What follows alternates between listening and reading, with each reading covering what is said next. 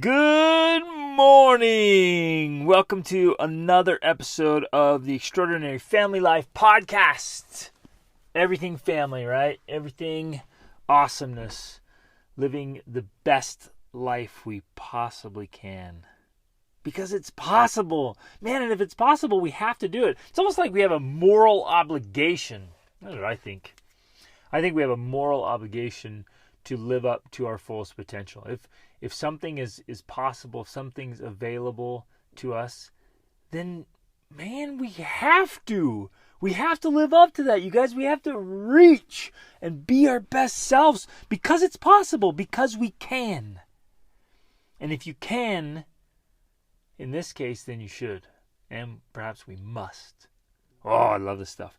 Okay, today this is an episode, you guys, I've been thinking about for a long time, and I've actually been hesitant to talk about it, but it just keeps coming up. And so I have to, I think, share this because it might be helpful for some of you. I think it'll be helpful for all of us, and for some of you it'll be a reminder. For some of you, we're going to hit some things that are brand new, and you're going to be like, what? And for some of you, I think I'm going to say some things that you are going to disagree with. Or maybe have not thought about that way, or might hit some triggers. And so, first of all, I have to give a content warning, because I know sometimes you guys will listen to this and your kids are around, or if you're not, like, this is a content warning. We are going to talk about sex and intimacy, and we're going to get into some details. And so just content warning there in case you got people around and you that you don't want to hear this stuff. So just heads up. We're not going to hit anything inappropriate, but it may not be appropriate for all ears.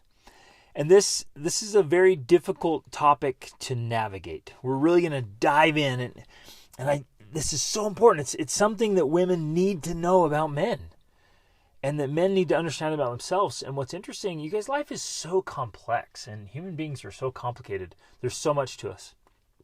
And just because you've been with yourself your whole life doesn't mean you understand yourself. Right? And this has been true. I mean, Shakespeare even talked about that. Know thyself is what he said, right? We've got to learn to understand ourselves, and we don't. And sometimes it's like, we'll say things, or you'll hear things. I'll say things today, and you're like, oh yeah, that's totally, yep, I get that. But it's not often the case that we can really wrap our minds around ourselves and those things, and it's very helpful when we're reading great books or podcasts or other things, having conversations. It finally just clicks, and we're like, oh yeah, that's true. I have felt that. I have experienced that. And it's insightful. And sometimes you'll hear things like, no, that's not been my experience exactly, but you can gain insight from hearing other people's experiences. And even insight about yourself from hearing a different experience from someone else. And then, of course, understanding the opposite sex. Holy guacamole. It's hard enough to understand ourselves, having experienced it all ourselves. Like, as a man, having experienced being a man for 43 years, still I'm understanding and learning things about myself and what it means to be a man. And to think, this was funny, like, to think I could, understand women? Yeah, right. I mean, it's just, there's so much there, right?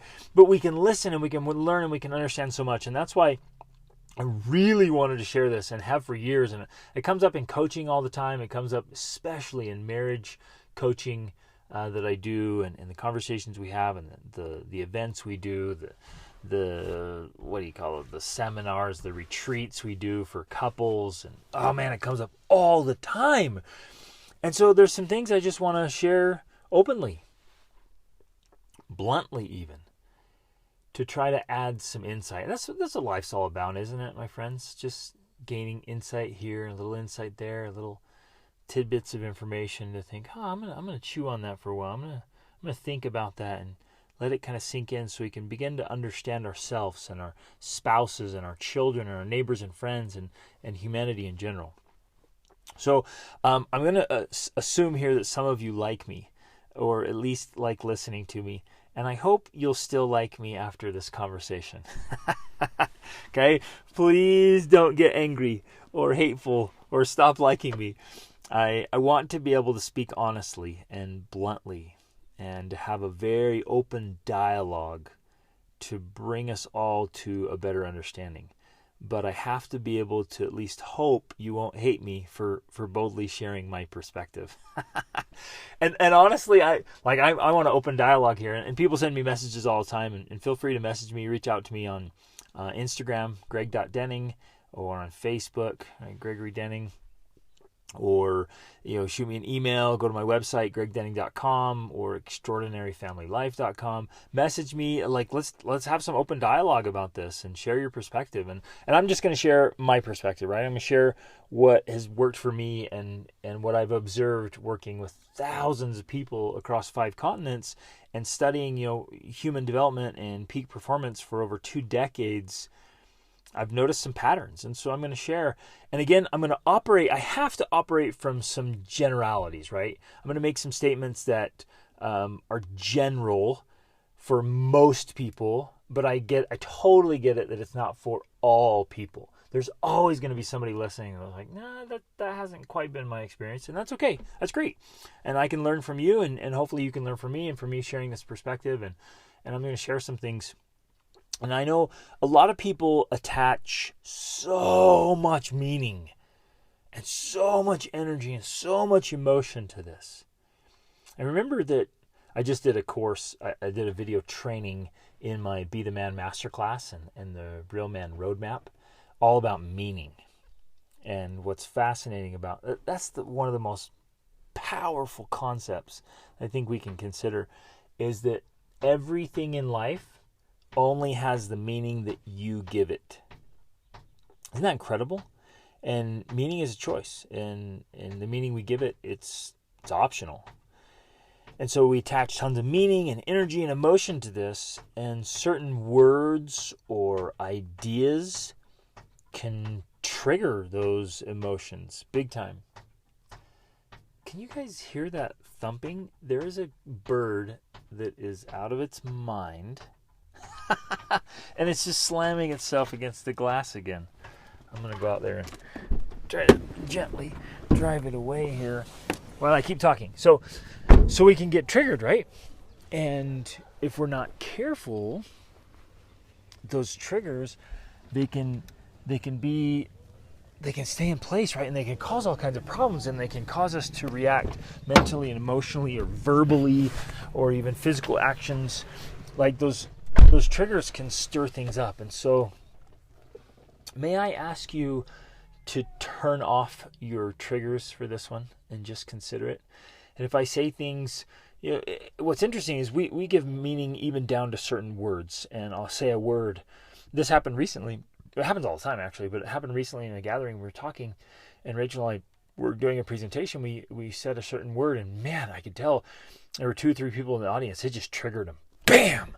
And everyone else is like, oh yeah, cool, I get that. But that word, for some reason, they attached so much meaning to that word, and it triggered them. And you could tell they were all fired up emotionally because they gave tons of meaning to that word. And for those 2 in particular, it was a lot of negative meaning to a word that, for all intents and purposes, right, our words are pretty neutral. Words are pretty neutral. They're just tools. They're just instruments that we use. But if we attach all kinds of meaning to them and emotion, wow, it stirs up. So may I ask you to turn off your triggers for this one? Just consider it. Just think about it. And if you hear something, and the trigger starts up, just calm it down and say, no, I'm just going to listen to this. Just kind of chew on it. And maybe set aside some of your conclusions, what you think you already know, what you believe you are certain about.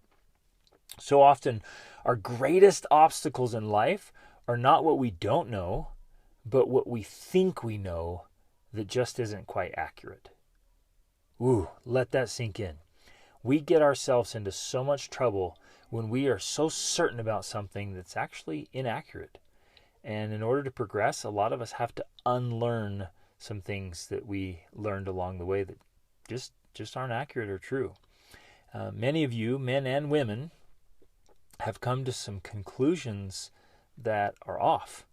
And it's actually preventing you from enjoying what's possible for you. Wow, what an idea. Consider that. Many of you, this has been true for me. as I've gone through my journey and just devouring information and connecting with cultures and places and people and knowledge and wisdom all around the world, literally around the globe, and devouring well over 1,000 books and tons of information from cultures and from time periods, I realized through that journey, like, man, I had come to some erroneous conclusions that were preventing me from enjoying what was possible. And the same, I believe, is true for you, for all of us. I think I can safely say that we've all come to conclusions somewhere in our journey that are inaccurate, and they're preventing us from being our best selves and living our best lives. So please listen to this openly. And when I say something that you have some hard conclusions about, just quiet down that conclusion and be willing to consider what I'm saying, and be willing to maybe reconsider your conclusion. And I promise if you'll open up your mind and your heart, you'll get some new things to consider today that could dramatically improve your understanding and your outcomes. Now, this topic is so important and so relevant, at least for 3 reasons, probably a lot more. One, for the quality of your own marriage, right? If you isn't this crazy? Like, we get married and then you're living, you're like tied to another human being. It's hard enough to live with yourself, but to live with another human being? Wow. And then that other human being is of a different sex and has had totally different life experiences and conclusions and all kinds of things going on, and different feelings and thoughts and emotions. And if we don't study this, most people don't study this. They don't seek to understand it. They don't work through it. And so it's just this constant source of contention and conflict and frustration. And instead of working through it and processing and learning about it, many people, I see this all the time, they just keep plugging along thinking, oh, this is just tough. This is brutal. I don't get this at all. Why doesn't my spouse think like I do? Why don't they do things like I do? Why do they just are so infuriating? I hate. And then it just becomes this thorn and this burden, this bother. And then, man, the divorces are going like crazy. And it's interesting, I've been working with youth for so long, and I'm connected with a lot of young adults, and just astounding, just in the last couple of weeks, they've been telling me how many of their friends are getting divorced within a year. I mean, all kinds of friends getting married and getting divorced.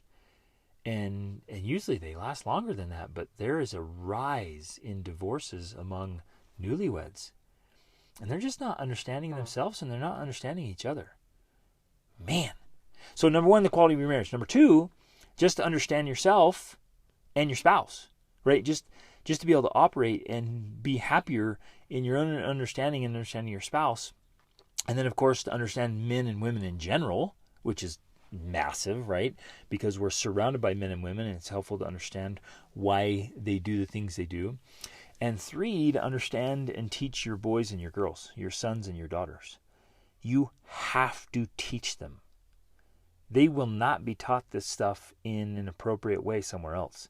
In fact, they will, or already have, picked up some very, very misunderstood ideas from media, music, movies, peers just talking about it, some idiot ranting about something that they're totally off and wrong. And man, kids are picking up on this stuff all the time, and it's so critically important that we understand it, or seek to understand it, and that we pass along appropriate ideas, because the ideas we pass on to our kids usually stick. And they stick, the conclusions, the mindsets, the ideas, the ideologies, they stick. And then that might be what your kids carry for the rest of your life. And so if you have come to some really intense, erroneous conclusions, and you just radiate that through your family, your kids are going to take that, and they may be struggling with it already, which I see very often, or they're going to struggle with it when they move into adulthood. Woo! So let me give this some context here.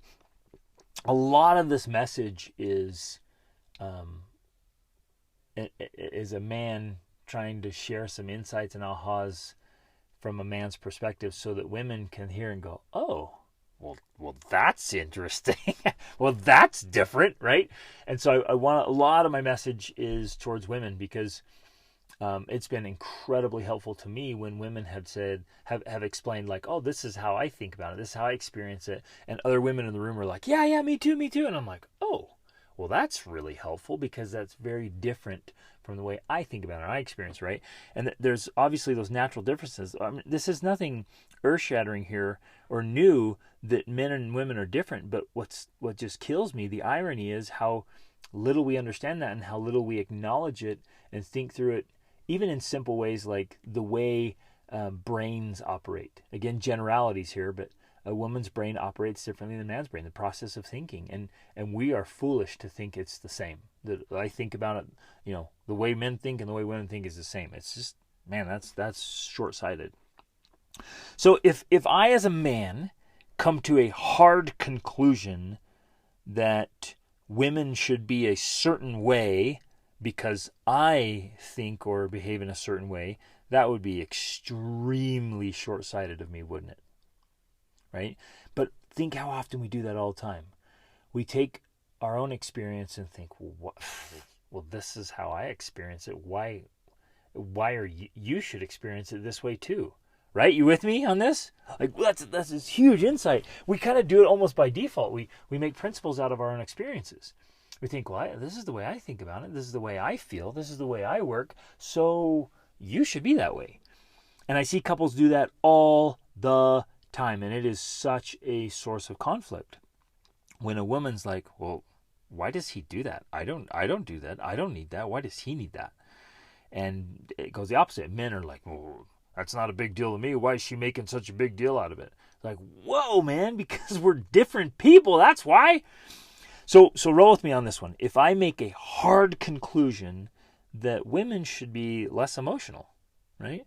And they don't need to cry because I don't need to cry. Like I rarely ever cry, right? And I feel like I've been really intentional and deliberate about cultivating a full range of emotions and healthy emotions, and really trying to pursue emotional mastery. But I'm clearly not as emotional as many women are. Women are, and again, I'm making generalities here, so roll with me. Many women are just more emotional. They're just like an ocean of emotions, and their emotions will come up and overflow. Many women have explained that it's just this ocean of emotion. It's all in there, and sometimes they'll cry, or it'll just come up, and they're not crying about the thing. It's not that thing. It's like everything. It's just this ocean that just spills over. It's like this volcano of emotion that just comes up, pops, and okay, everything's gonna keep going, right? That's the way many have described it. And so for me to come to a hard conclusion that women should be less emotional because I'm not emotional and men aren't emotional, why are you emotional? Right? That would be short-sighted and foolish of me, right? It would also be foolish for me to come to a hard conclusion that women don't need to talk as much. Because I don't need to talk that much, right? I don't have this insatiable need to talk all the time, but many women do. A lot of you listening, and again, I'm generalities here, so roll with me. Some of you are like, I don't. But many of you can relate to this. You're like, yeah, sometimes I just have to talk. I have to talk to somebody. I have to tell somebody what I'm thinking. I have to vocalize my thoughts. And a lot of women, and some men too, a lot of women will work through their thinking. They'll process out loud. They're processing when they're talking. That's why you have it's the classic, iconic, women talking to their girlfriends and calling their moms and sisters and just talking, and they can get on the phone and they can talk, and they can go talk.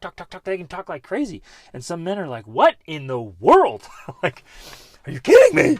Right? And it would be foolish of us to conclude that, well, you shouldn't need to talk that much. I don't need to. You should just deal with it. You should just control yourself, right? You should fix that because I don't need it. You with me? You're rolling with me here on these comparisons? Or that women should stop, fretting and worrying so much about being beautiful and being attractive and being captivating, because that's not important to me. As a man, it's not important to me to be beautiful. It would be foolish of me to just say, hey, well, I come to that conclusion. Like, why? Oh, stop fretting about, stop worrying about. You don't need to do it. But for many women, and I've seen this across cultures, it's all over the world. I've yet to meet a woman that doesn't want to be attractive, right? It's a beautiful thing. Or maybe that women shouldn't fret so much about having a nice house and being organized and taking care of their things, right? It would be unwise and short-sighted of me as a man to come to such conclusions about women. Likewise, and here we go, I'm gonna turn this now. Likewise, it is unwise as a woman to come to hard conclusions about men, and particularly about sex and the way men experience sex. And I bring that up because I see it all the time, every week, in fact. And all the coaching I do with couples and individuals, it comes up all the time, how, and it goes both ways, you guys, it goes both ways, how misunderstood the conclusions are, the conclusions men have about sex with women and women have about sex with men, right? Or how women conclusions about men and sexuality and men about women and sexuality, how we grossly misunderstand it because we're trying to perceive it from our experience. For example, many women assume that men just want sex for physical pleasure, right? And just that. And that's all it is. Oh, it's just physical. They're just perverts, or they just want sex. Oh, it's only physical. And that they should just control themselves and exercise more discipline. And again, are there some men out there that are that low and that shallow and that simple? Yeah, they're out there. And so maybe there's justification for that. But it's not for all men. And if men and women, if it's merely physical for you, you are missing out. Holy guacamole, you are missing out if it is merely physical. There's so much more to it. And again, this warning here, so many women I've talked to and men they talk to, and the women are like, they just think, and it's hard to articulate. It's hard to understand, right? Even as a man to just articulate this, it's a very physical thing, and it just consumes your whole body, but it's not just physical. And to make that assumption is short-sighted. So please be very careful about coming to hard conclusions about things that you don't entirely understand. And we'll dive more into this deeply. I frequently meet moms who have sons, and they're completely clueless about how boys and men operate.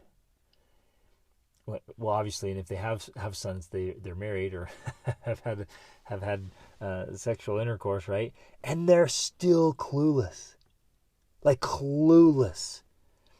And it not to their fault, right? You can't throw them under the bus because a lot of them were never taught this. Nobody ever had this open conversation, and unfortunately, there's some taboo around it. Like, we don't talk about it. They don't talk about it openly, or your husband.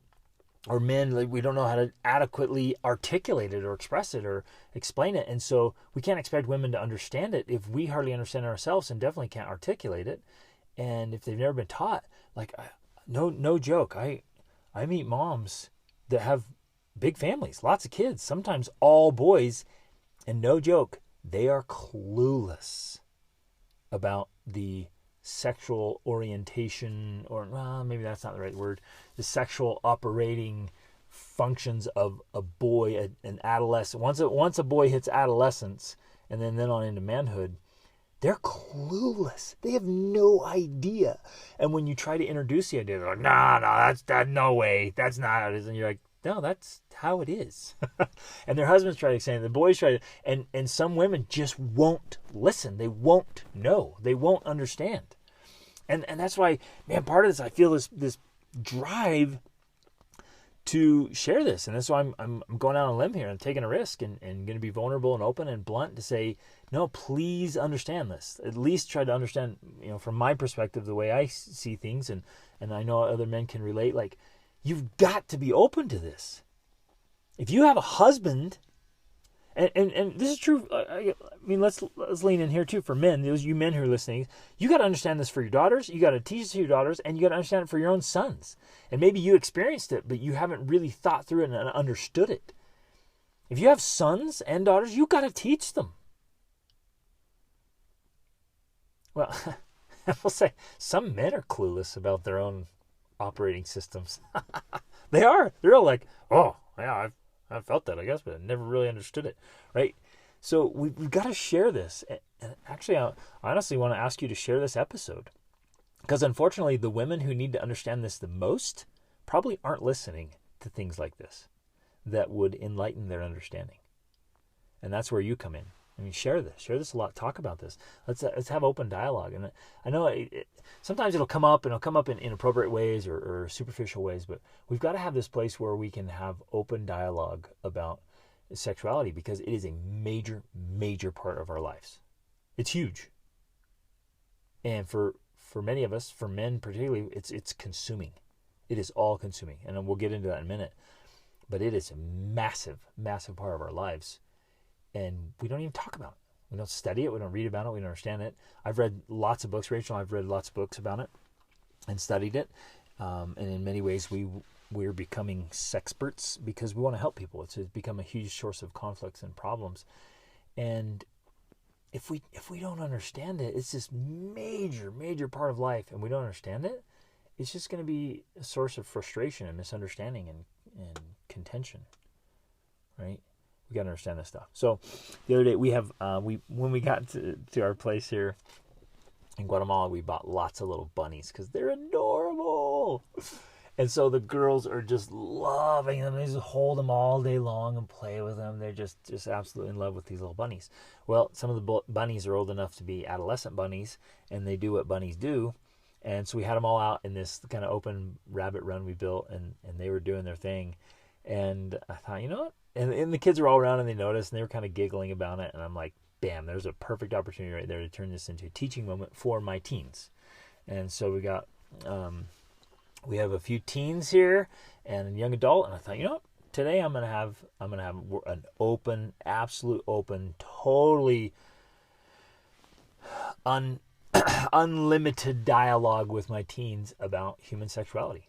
And so we dove in, you guys, and we went through everything, went through all of the anatomy and the reproductive systems, organs, and you need to do this with your kids at some point.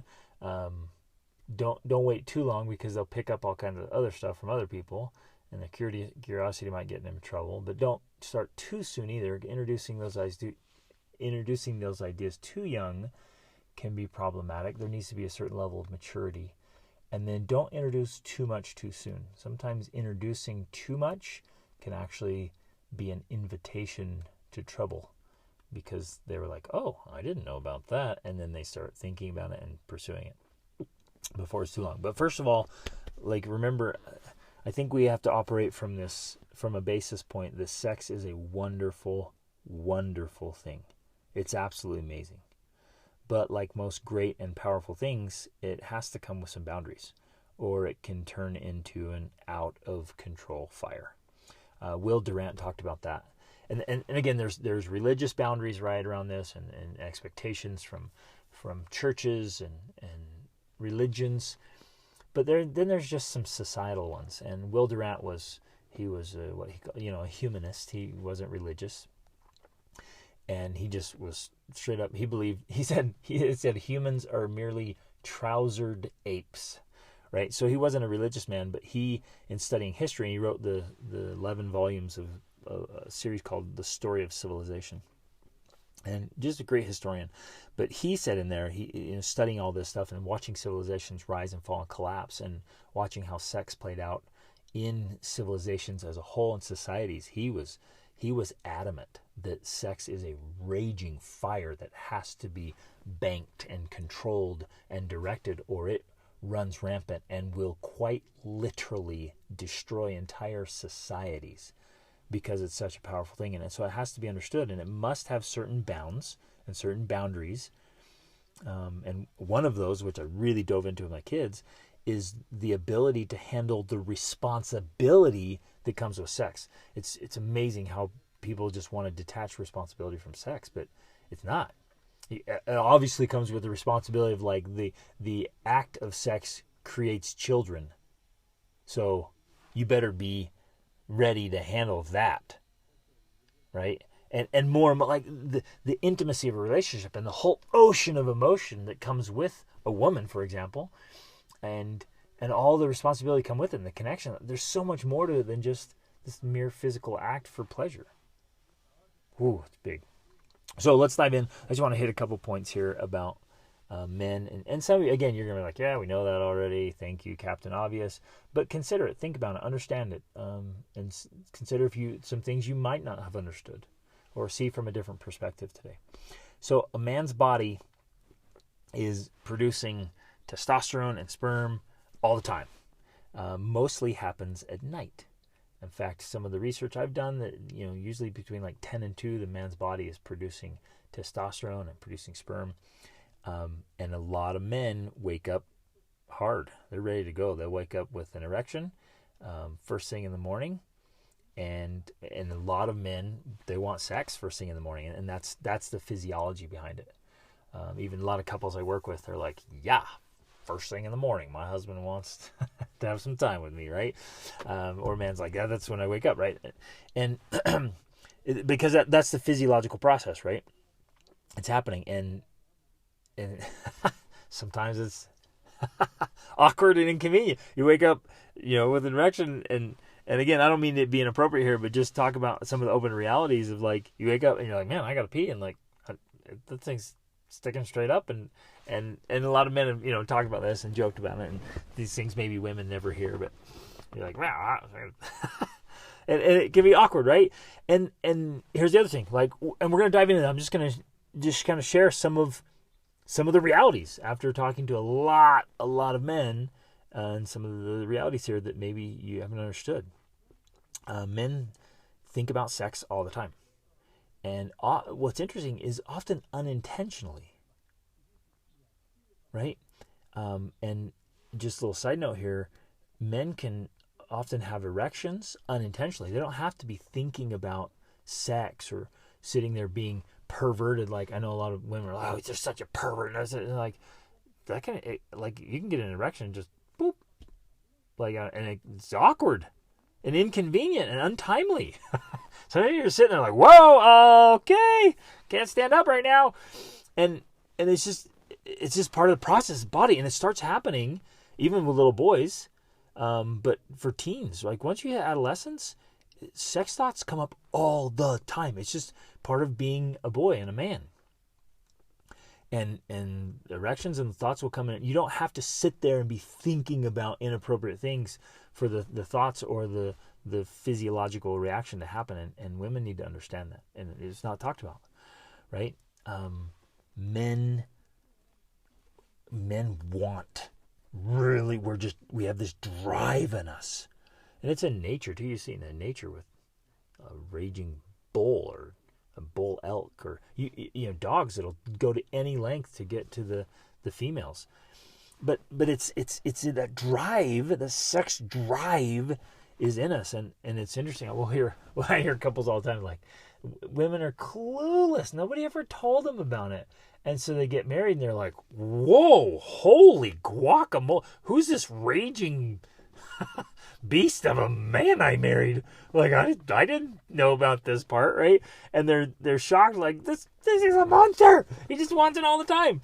And it is, there's a driving force. Now, not all men have this, but most of the men I've talked to are like, yeah, there's a drive. They want it, and sometimes they need it. Like, it becomes all-consuming. I'm serious. It's intense. It's hard to articulate. It's hard to explain. But wives, please don't dismiss it. Don't tell him just to deal with it. Don't tell him just to get rid of it. It doesn't work like that. Like, well, and we'll come back to the talking thing, right? Some of you women have this insatiable need to talk. Maybe you can relate that way. You're like, oh, I have to talk to someone. And maybe you have little kids around. You haven't had an adult conversation. You just need to talk.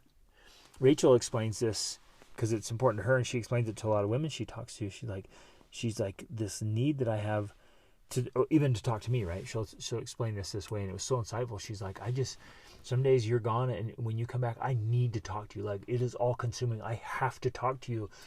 And if I, as her husband, were just kind of just to dismiss it and be like, oh, babe, I'm tired, not today, I'll talk to you tomorrow, or I'm busy, or I'm distracted, or no, why do you need to talk? That's weird. Just deal with it. You don't need to talk. And she's like, that's a comparison for her. She's like, my need, sometimes it's all-consuming need to talk. If I just dismiss that towards her, that's comparable to her just dismissing my need sometimes to make love to her. Right? So you can maybe relate to some of those things. You have to talk, or you feel like you're going to go crazy. Some of you need to clean and organize, and it becomes insatiable. And if you don't clean and organize, you feel like you're going to lose it. Well, it's the same with men, and please don't disregard this and think, oh no, it's just this physical thing, and he just needs to control it. It's not the case. Now, obviously, there's a natural side to this, which the way we were created, the way I believe God created us, to draw us powerfully to our wives. I think the sex drive, one of the reasons for it is literally to draw us in an extremely powerful way, to draw us to our woman. Otherwise, men might just be wanderers and nomads and vagabonds and go off adventuring and not return for years or decades, like we saw it throughout history, right? Now, obviously, there is a dark side, or can be a dark side, that unfortunately is often fostered and cultivated by unprincipled people and things, and that is allowed or even encouraged to run wild and destructive. And just because there's a dark side of it, or can be a dark side of it, doesn't mean it's a dark thing. And I know a lot of people, maybe because of their religious upbringing, or because of and again, I grew up very religious, and we're a very religious and spiritual family. But you see a lot of it, they attach this meaning and this misconception to it being a very bad thing, because it can get out of control. It can be dark, but it doesn't make it dark. And one of my sons, when we were having this conversation about men thinking about it, and it always occurring, and they get it, right? As young men, they get it. And it just comes on. When they hit puberty, it just starts happening. They're like, whoa, they just start noticing girls, and those thoughts start coming up, and they start having erections, and it's like, what in the world? And it's not intentional. And my son was like, man, why does it happen so young? Like, what? That's crazy. And I don't know why it happens when it happens. And he mentioned, it was interesting, he shared something real insightful. He's like, those thoughts, sexual thoughts, pop up without any provocation. And he says they especially come up when I'm not really focused on something. He's like, if I'm working on a project, or I'm really studying, it doesn't come up. He's like, but if I'm just kind of chilling, listening to music, or doing something I'm not really engaged, he's just naturally those thoughts occur. He doesn't have to think about it. There doesn't have to be provocation. There doesn't have to be stimuli. And I can experience this too as a young man. It just started. It just, bam, the thought would come up, the occurrence. And it's not. So I really want to share this and understand and help you share this and kind of teach it and think about it. Just wrap your minds around this. Like it's just this natural part of being a man. And it's there, and it's a reality. So, man, it's interesting. And not only do men think about it a lot, but it becomes, like I mentioned earlier, overpowering. It can get intense. It can get insatiable. I'll just be straight. Like, it becomes consuming for me, and I have a really strong sex drive. And man, if I go 3 or 4 days without sex, it becomes almost, I don't know, unreasonable even. It's not illogical, but it's intense. It's insatiable. And when Rachel goes away, like she's on her annual mom's trip away, where she just gets time away from family and everything to just relax and think and read and write, and she's away right now. Man, it becomes all consuming, and it's distracting. And for a lot of young boys and men, like it doesn't go away. You can't think about something. It's distracting. It's just constantly in your. It disrupts everything, and it becomes insatiable and all consuming. It's a monopoly of the brain and the body, and it doesn't just go away. And women need to understand this. Wives need to understand this. Here's another element here. We're gonna shift some gears. Men are visually stimulated. And again, you know that, right? You get that. But I want you to wrap your mind around it. Both men and women. You understand that for some reason we are hardwired to be visually stimulated. Way more than most women. We're wired to be attracted to the visual beauty of women. And I think that's a good thing. But honestly, it doesn't matter what I think or what you think. It just is. And nothing that we opine about it changes the fact that men are visually driven. That is exactly why pornography exists. It's funny, people, they get so triggered about pornography. And again, just from a research understanding, just from a physiological and psychological state, there's so much research you can do on this. There's an organization called Fight the New Drug, which is phenomenal, and you can learn about this and understand it and understand the psychology and the devastation. Pornography is super destructive. It just messes with your head and yourself and your marriage and your relationship, your sexual understanding. It is super, super destructive. So outside of any religious doctrines or thoughts or other things, like just the simple psychology and physiology of it, it is super destructive. And there's tons of research about it. You can do all the homework yourself. But the reason, and people get so fired up about it, as they should, and fight it, but they don't understand why. Like, they're like, oh, what is that? Oh, it's horrible, it's terrible. And you're like, it exists. It's a gigantic industry. It soon will become $1 trillion industry, if not already. It exists and it thrives simply because men are visually stimulated. Period. It just is. And don't fight it, women. Wives, work with it.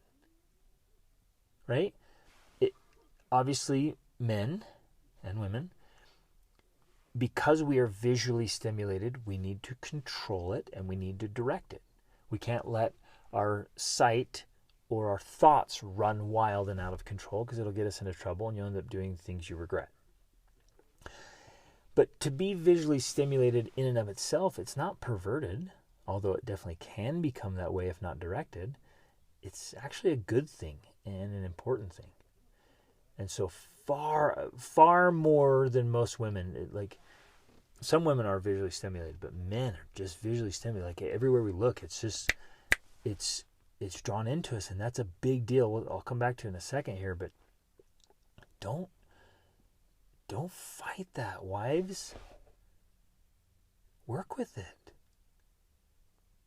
Use it. Like, facilitate. It is what it is. Don't dismiss it, because it's there. Now, well, an interesting little side note here, it can actually be really protective, like especially of daughters, for example, who pick out a really immodest outfit that mom thinks is really cute, and dads are like, no, you're never wearing that, because as men, we know what boys will think about it, right?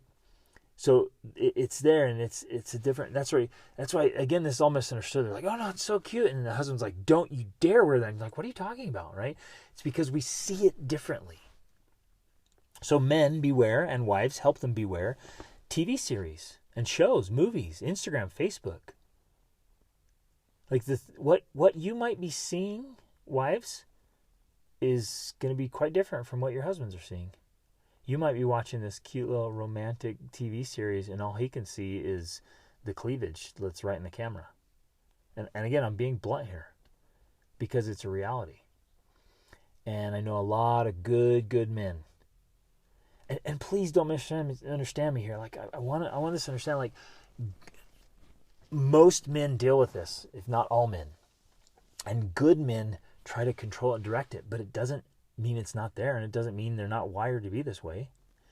And a lot of good men have talked, they've just been open and honest about, like, how difficult it is when they, and that's why a lot of men will avoid it altogether or struggle with it, because when you're watching those shows or the movies or your Instagram or Facebook, like there's a lot of immodesty out there that's borderline pornography, and there's a lot of, even if it's not intentionally immodest, which a lot of it is, unfortunately, you start comparing, and you start focusing on that, and it's because we're so visually stimulated, and so our bodies just naturally are driven towards this. It's there all the time, and so you have to be super careful not to compare or to think inappropriately. The gym is even a dangerous place. Because men just pick up on things. They just notice it. Like it's in our hard wiring. It's there since we were young boys.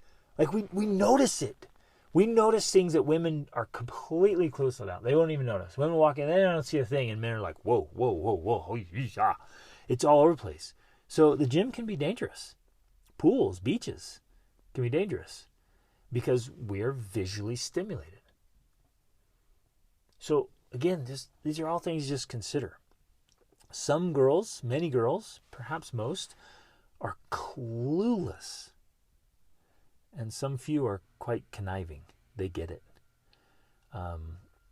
There was, there's trips going on. There was a trip recently that was being led, and I noticed, and my boys noticed, and immodesty is just, it changes with times, but certain societies are very immodest, and particularly, just the clothes get skimpier and skimpier and smaller and smaller, and many girls just sort of like, oh, it's cute. It's in style, and they have no clue what that means to the boys. When girls see all that skin, they're like, "Wow, it's cute," and boys see all that skin, and they think it's cute too, but it's a very different cute.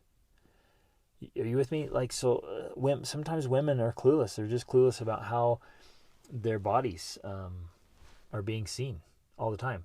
You can see this walk through any area where there's a lot of people, a crowd, crowded streets anywhere around the world, malls, any walk past a construction site, like wherever. Men pick up on it. Men notice it, and I'm constantly watching. I'll walk through with my daughters and my wife, and I'm picking up. I see it all the time. And I can see all these men checking them out. And girls walk through and they're clueless. They're like, oh, look, there's a flower here. And, oh, look at that pretty building and this, that. They have no idea all these men are just checking them out. And pay attention. Watch it. Watch it. Watch how they look them up and down and they say things they're talking about. Like, it's just part of how it is. Men are visually stimulated. So you've got to be aware of that. And a lot of girls are clueless. So teach your daughters and be aware yourself. And again, I think it's a good thing. It's obviously misdirected and perverted and twisted and distorted in a lot of ways. It can be a very good thing. And it ought to be a wonderful, fantastic, much used thing in your marriage. Your husband is visually stimulated. Take advantage of that. Like, use it for great things. Rachel does. Oh my goodness, how grateful I am for that. Just use it to your advantage inside your marriage, right?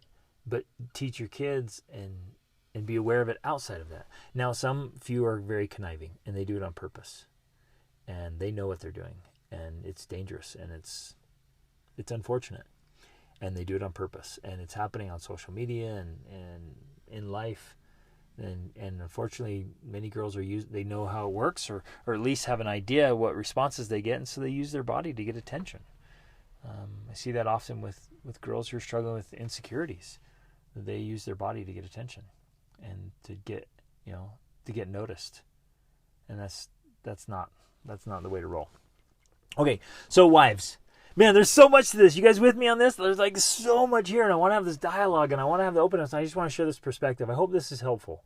I hope this is helpful. At least you're thinking through it and considering it, and just like, okay, this is something I need to think about, something I need to understand, something I need to spend some time writing about and talking about with kids. And as a couple, please open up and have open dialogue about this and help understand each other. There's two great books that I love. One's called, actually there's several great books I really love. Now the four I'm going to mention, they're written from a very Christian perspective, but you don't necessarily have to be Christian to get some of the value from what they're sharing. But in both cases, they're Christian couples. One's Wild at Heart about men and Captivating about women, and then the other one is For Women Only and For Men Only. It's a kind of a pair of books that go together, and it's super helpful in understanding, explaining a lot of these concepts and ideas. And it's worth studying.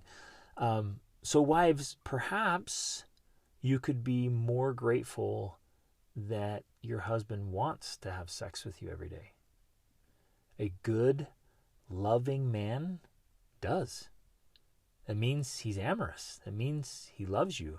I know for me, the more I love and adore and appreciate Rachel, the more I want to make love to her. It is a driving force. And at first, I remember she was frustrated. I know a lot of women are frustrated, like, oh, seriously, we had sex last month. What's your problem?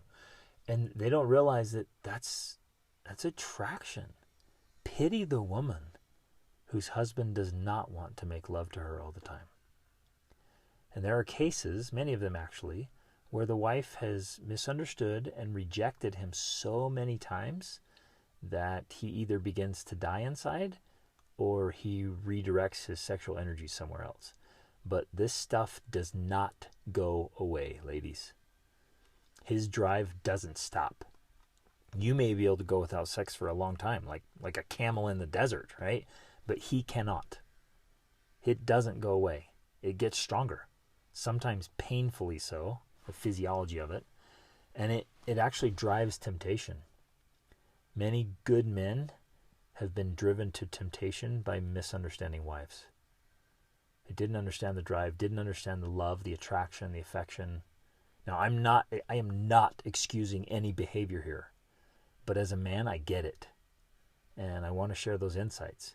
Many good men have been driven to porn or to adultery, infidelity, because of misunderstanding wives. So, women, don't fight it.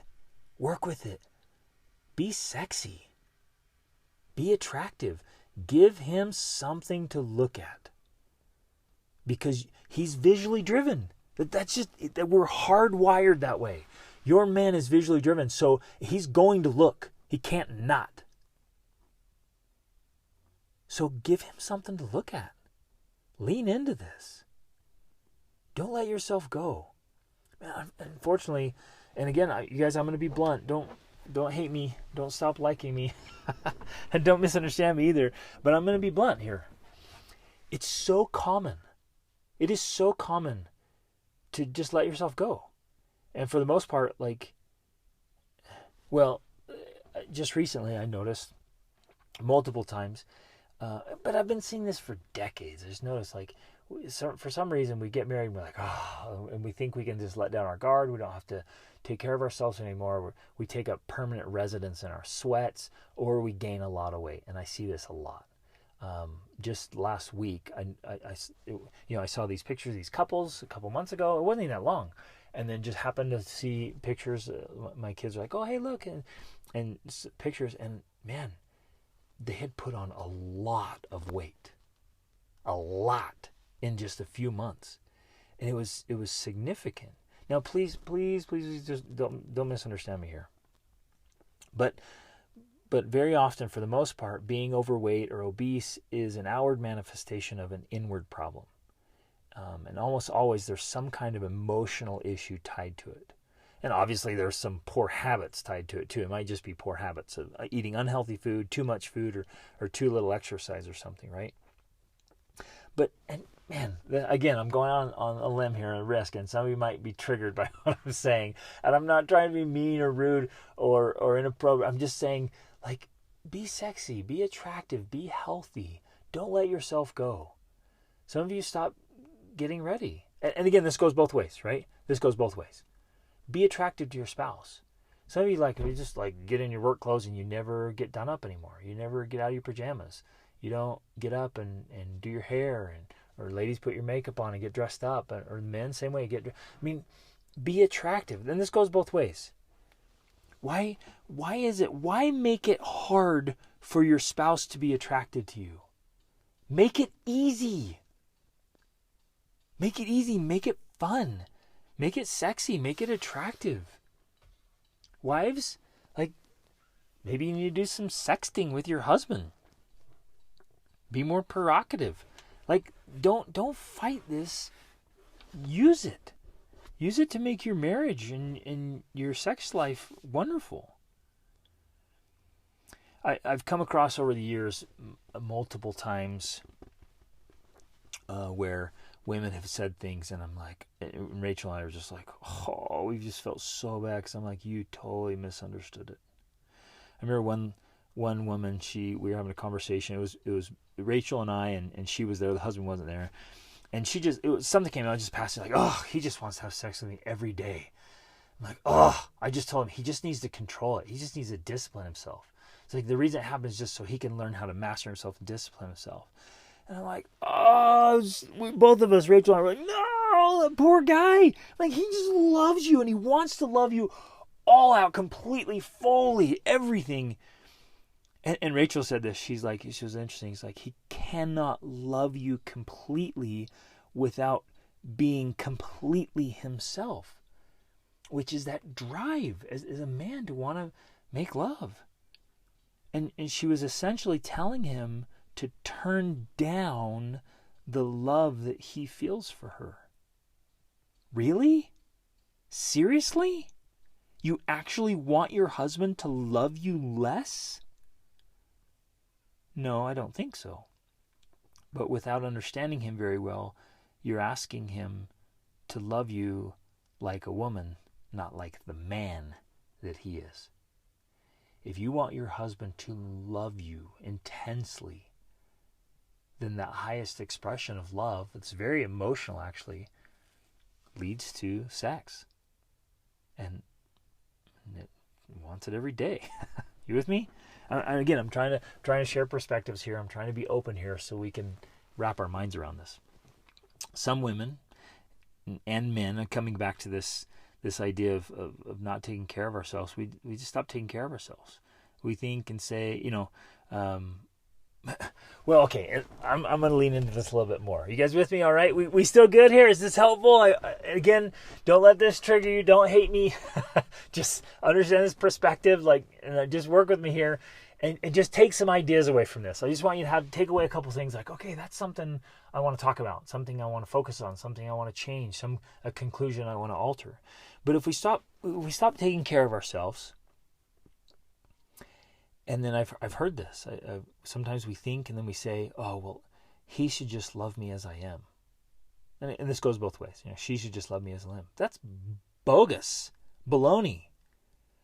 Like I told Rachel when we were dating that I would never ask her to love me for who I am.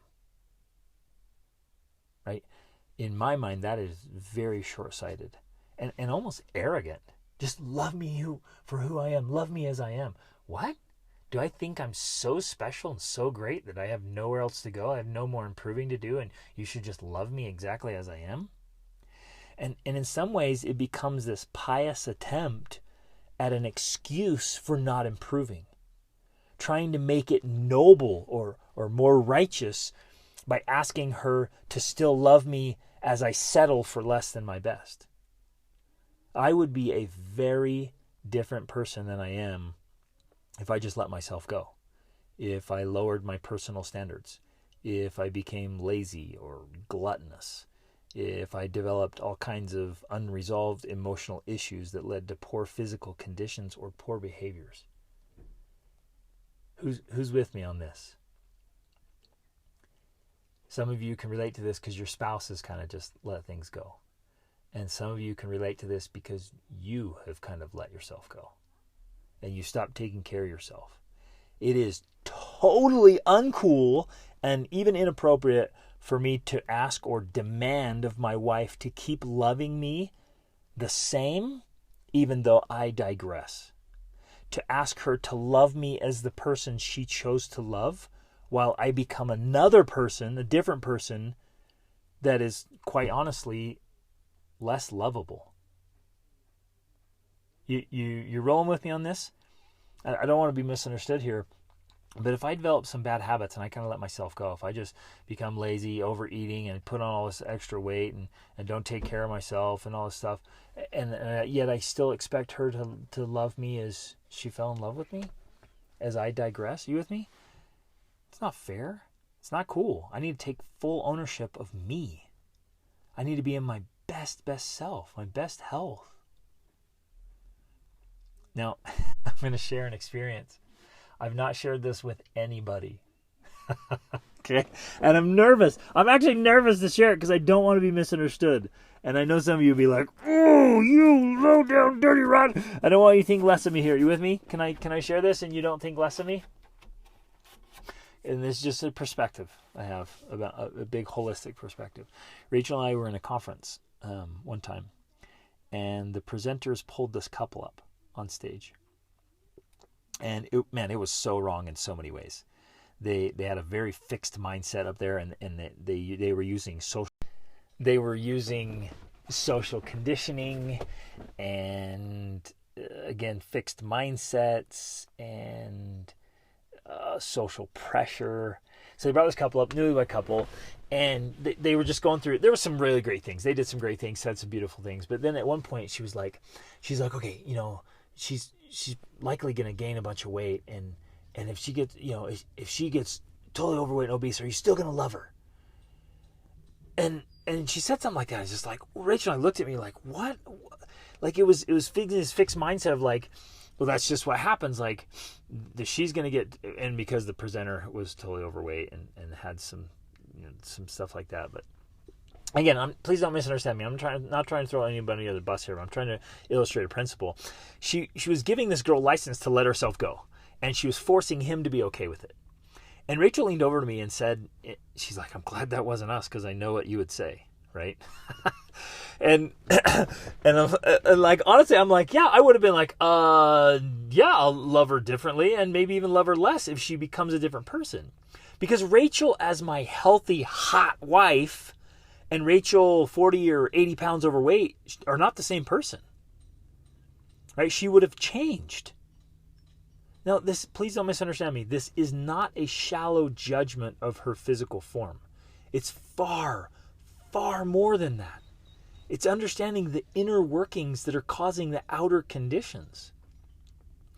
Some of you, and again, this goes both ways. Some of you men have let yourself go, and you're struggling with some things, you're dealing with some, or not dealing with some things that are making you really unpleasant, and making you hard to live with, and making you hard to love. And you need to check yourself. This is me being just lovingly honest and blunt. You need to fix that crap. It is not fair for either spouse to be pathetic and yet expect our spouse to just deal with it and love us. Some of you are playing the victim. You're not taking full ownership of your inner workings and your outer results. So I want this to be a call to action here, to do what you need to do to resolve your inner issues that are causing your outer results. Get the tools. Get the training. Get the coaching. Woo. I just Rachel just launched this. So I created a Be the Family Man workshop, right? It's just awesome. Awesome stuff about what men need. And it is powerful and helpful for both men and women. And in fact, several people have purchased it because they want to share it with their youth. And I'm like, yeah, young men need to know this, and young women need to know it, so they know what kind of husbands to choose, and these young men know how to grow up and be men. And so this is good for men and women, and this would be so powerful, so valuable to go through. But you guys jump that. You can go to extraordinaryfamilylife.com and grab this workshop, Be the Family Man workshop, and go through it so you can understand yourself. And men, you can understand yourself, and boys, and teach your boys and girls, and women, you can understand your man. But go through this stuff. And so, you guys, I hope this has been helpful, right? I'm just sharing perspectives. I know I'm kind of all over the place and sharing these ideas and saying some things that might have hit some triggers, and might have hit some things you disagree with, or share some things you're like, oh, that's a different way to look at it. And please just accept it in the way that it was given. It was given with a genuine desire to help bring understanding, insight, and at least perspective. If you think about it differently, okay, great. But is it serving you? You have to ask yourself that. Are my conclusions serving me? And in a great many ways, I see this all the time. I would have to be blind, deaf, and dumb not to see, these common denominators that are causing problems. So many of these conclusions, these ideas, these beliefs you have about sex, about your role in sex, about your spouse's role in sex, they're off. And it's not serving you, and it's not serving your spouse, and it's not serving your marriage. And please be willing to reevaluate some of your conclusions. Some of you picked some stuff up from negative experience you had with your parents or in dating or early in your marriage, and you came to some conclusions that aren't serving you. And I actually want to invite you to lean in to sexuality. An absolutely extraordinary sexual relationship is available for you and your spouse. Incredible. Like a loving, bonding, connecting, unbelievable part of your relationship is available to you. And if it's available and it's possible, then you should be enjoying it. Both of you should be enjoying a phenomenal sexual relationship as a great element of your whole relationship. It's not all of it, it's part of it. Man, sometimes it feels like all of it, especially for men. It feels like it's, so, you know, those times I talked about when it's like, it feels like it's the only thing that matters. It's literally all consuming. And if sex is good, everything is good. And if it's off or it's not happening, oh man, it feels devastating. It feels like your life is falling apart and your marriage is falling apart. And I know it's not rational, it's not logical, but that's how it feels. That's the experience, because most men are very, very driven.